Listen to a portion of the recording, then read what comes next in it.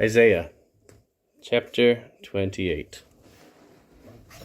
Woe to the crown of pride, to the drunkards of Ephraim, whose glorious beauty is a fading flower, which are on the head of the fat valleys of them that are overcome with wine.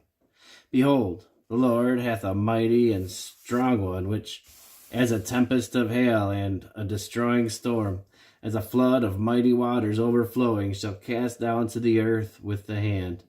The crown of pride, the drunkards of Ephraim, shall be trodden under feet, and the glorious beauty which is on the head of the fat valley shall be a fading flower, and as the hasty fruit before the summer, which, when he that looketh upon it seeth, while it is yet in his hand, he eateth it up. In that day shall the Lord of hosts be for a crown of glory, and for a diadem of beauty unto the residue of his people, and for a spirit of judgment to him that sitteth in judgment, and for strength to them that turn the battle to the gate. But they also have erred through wine, and through strong drink they are out of the way. The priest and the prophet have erred through strong drink. They are swallowed up of wine. They are out of the way through strong drink. They err in vision. They stumble in judgment.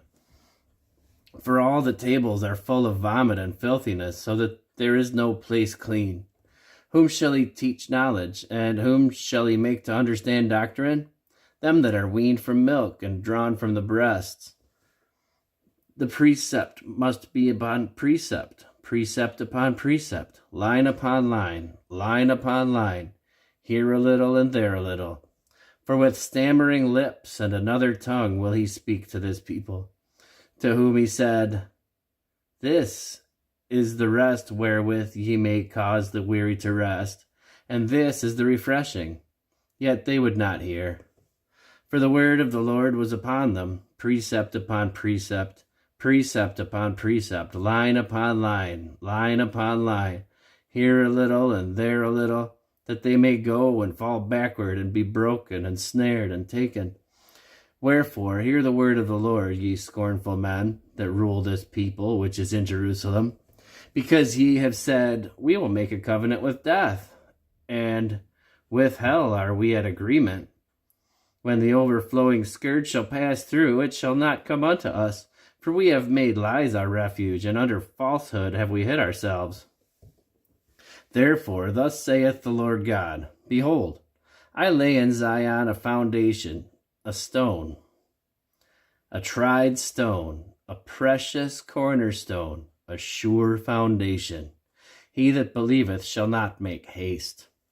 Judgment also will I lay to the line, and righteousness to the plummet. And the hail shall sweep away the refuge of lies, and the waters shall overflow the hiding place. And your covenant with death shall be disannulled, and your agreement with hell shall not stand. When the overflowing scourge shall pass through, then ye shall be trodden down by it. From the time that it goeth forth it shall take you, for morning by morning it shall pass over, by day and by night, and it shall be a vexation only to understand the report. For the bed is shorter than that a man can stretch himself on it, and the covering narrower than that a man can wrap himself in it. For the Lord shall rise up as in Mount Perazim. He shall be wroth as in the valley of Gibeon, that he may do his work, his strange work, and bring to pass his act, his strange act. Now therefore be ye not mockers, lest your bands be made strong.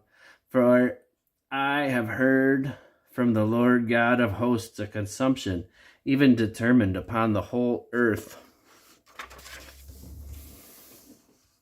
Give ye ear, and hear my voice. Hearken, and hear my speech. Doth the plowman plow all day to sow? Doth he open and break the clods of his ground?